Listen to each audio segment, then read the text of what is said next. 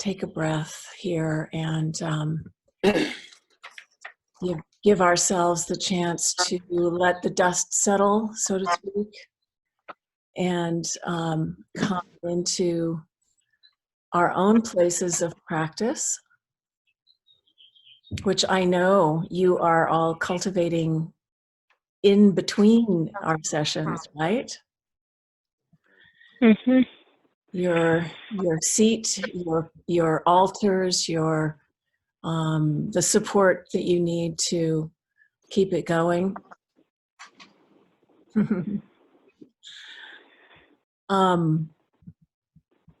So when we come together, it's like returning home, returning to this place where we have the chance to wake up, to see more clearly, and to drop into that deeper place of calm abiding, which is such good medicine for these times. Yeah. Calm abiding is an expression that's a translation of the term shamatha in the Tibetan tradition.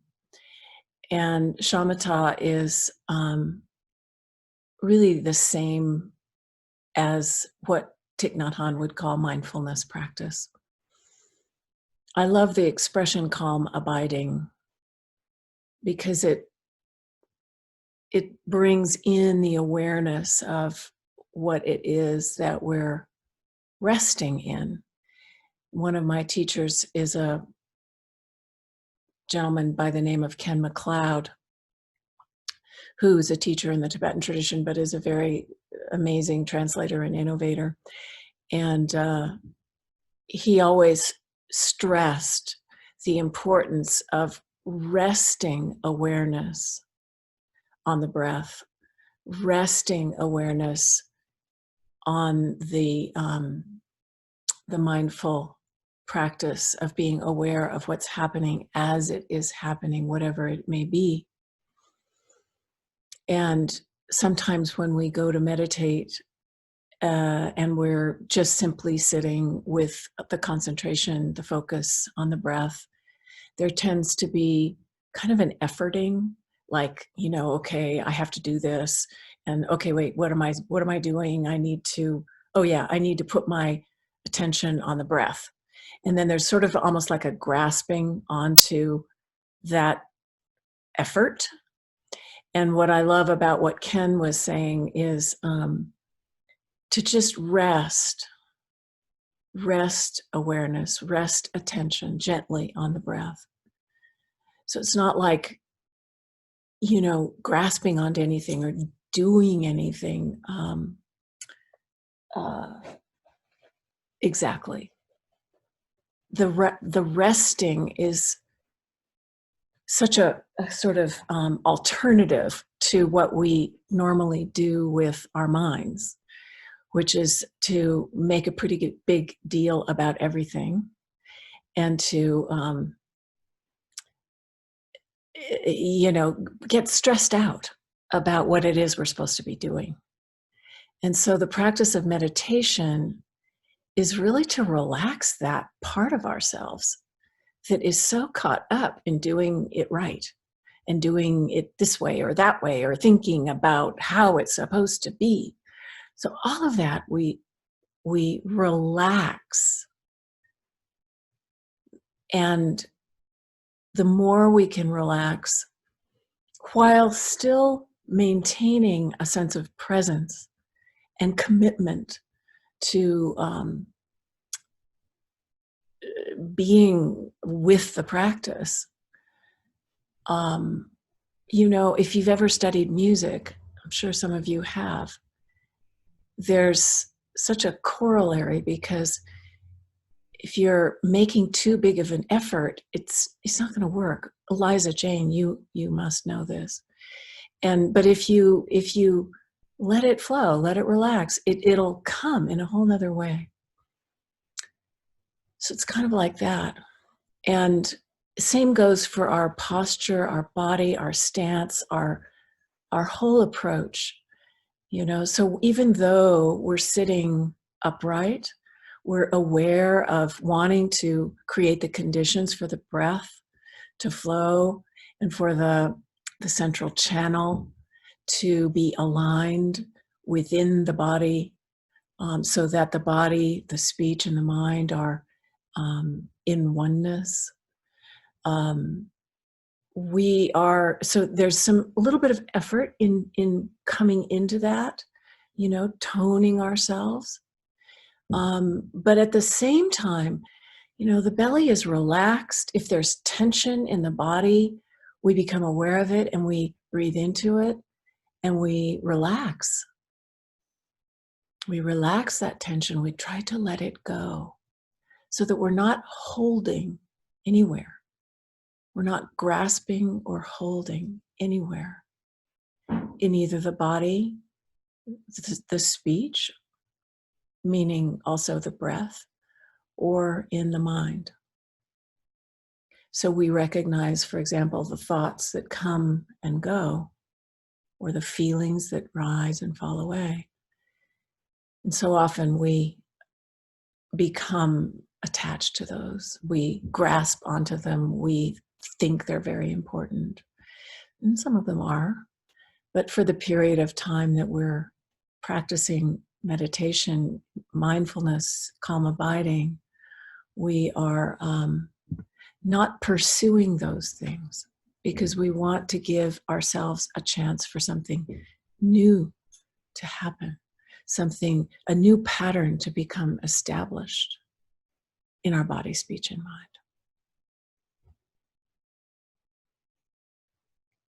And it can't become established if we are hanging on to the same old story or following after all of those thoughts and feelings, trying to figure them out or get to the bottom of them. And so when we do this kind of practice, we simply note that they are there, like, oh, there you are. And we come back to the breath as the anchor. We rest with the breath. So it's another like, okay, in, out, deep, slow, calm, ease, smile, release, present moment, only moment.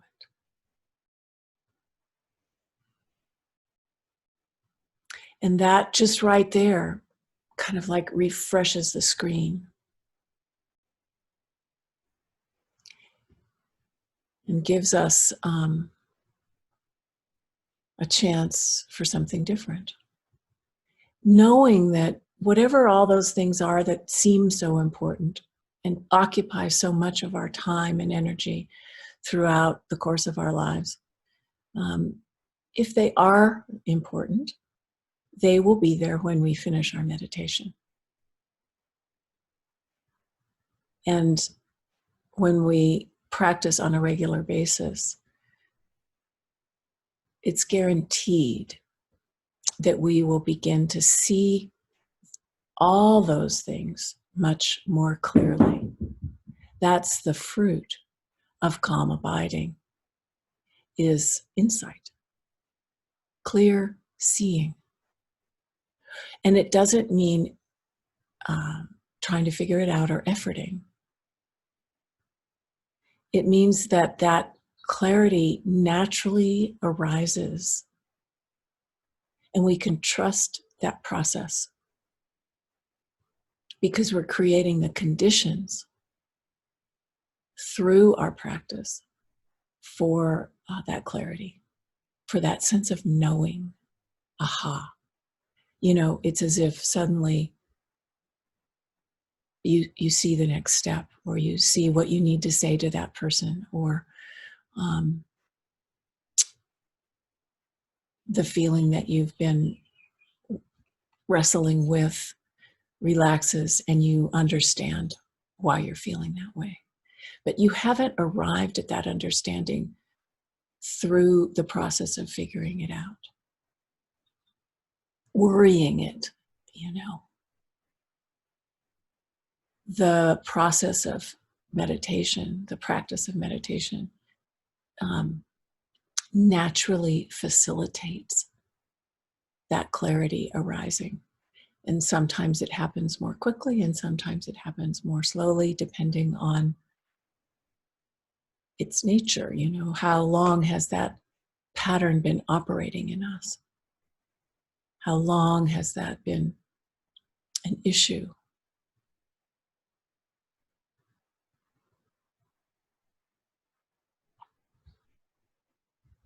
Hello, nodding, yes. You get it. Are you with me? Okay, good. So the breath, one time this was a really long time ago when I was first practicing, and I realized I was doing a meditation and I realized, my God, it means like the breath is like a thread that runs through everything. And, you know, it's always there. So being conscious of the breath could mean, let's put it that way, that we are actually aware of the breath all the time. That's where our awareness is resting. And all this other stuff is just coming and going.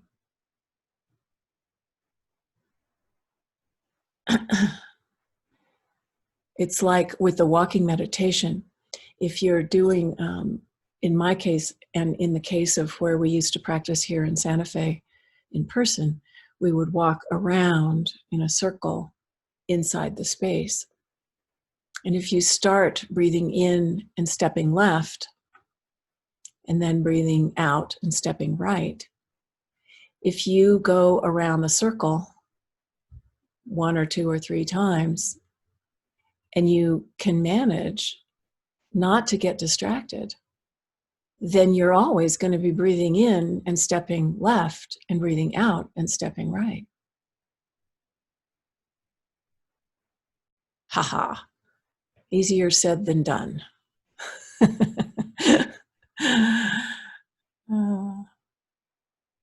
And this is just, it's just a practice, you know. It's like my teacher Gyalta Rinpoche would say, don't make a big deal. Don't attach and make it all special. It's just a practice that we do to train ourselves to being present, to being aware, to being mindful of what it is that we're actually doing when we're doing it.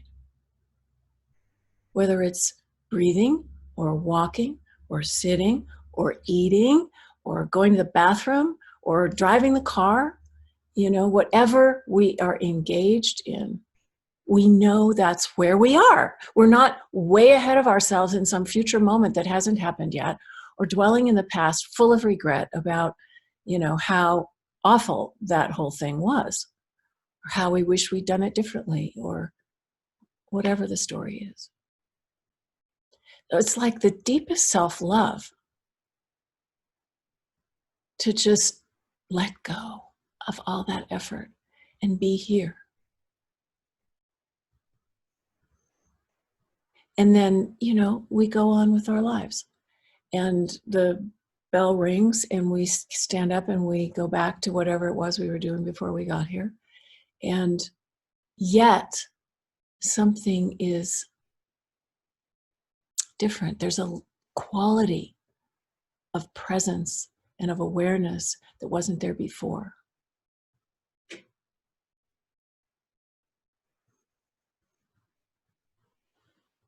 And we can touch that place every single time we take a breath with awareness throughout the day.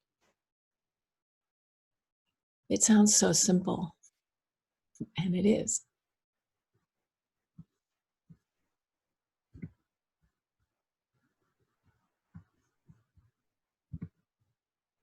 So I'm curious, I wanted to just take a few minutes And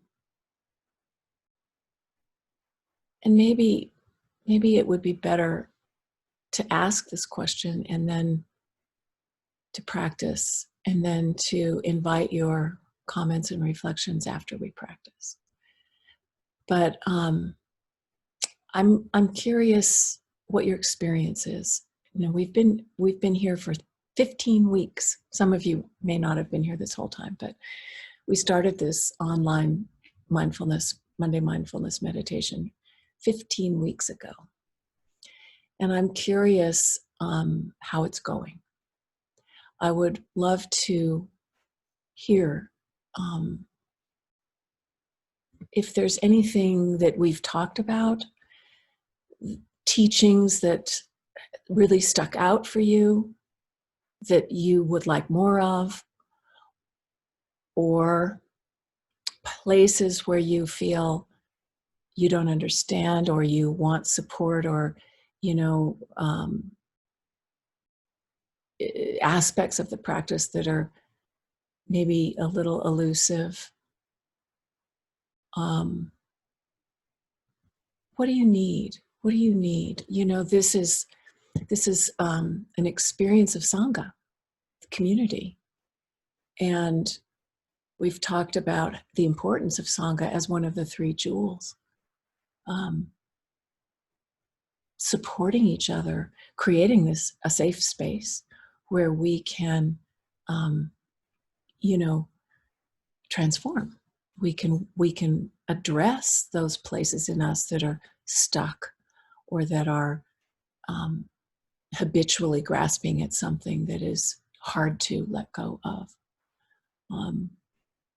What keeps you coming back? Is there anything that you would like to explore more deeply? Those are the kinds of questions that I've been wondering about. Which aspects of the practice are really serving you? You know, like, how is this serving? Just to get the feedback and to have a better understanding. So without thinking about it too much in the meditation as we go into the practice, maybe you can let that percolate just as a question. I once did a retreat, I've done retreats more than once, with Stephen Batchelor. Maybe some of you know his work and his books, and he's a wonderful teacher. He studied at one point in the Korean Zen tradition, and they have a koan practice where, you pose a question, and then you sit with the question, but you let it percolate.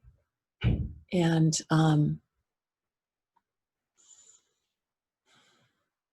see what comes. The question that he posed to us was, what is this? And it was amazing how deeply that question went. So sitting with the questions, sitting with what is this?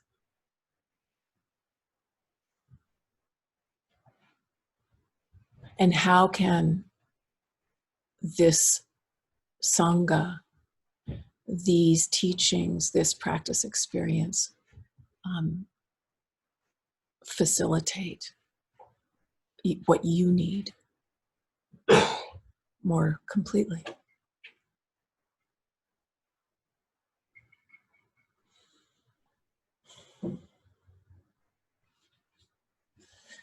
And it is a kind of it is a kind of a practice to not think too much and to notice when the thinking mind takes over, and then come back to the breath. Take another breath, let it rest. And then the difference between what comes from thinking mind and what comes arising naturally from awareness. what bubbles up, like with the clarity. So that's what we're after. We're after the clarity. So am I making sense?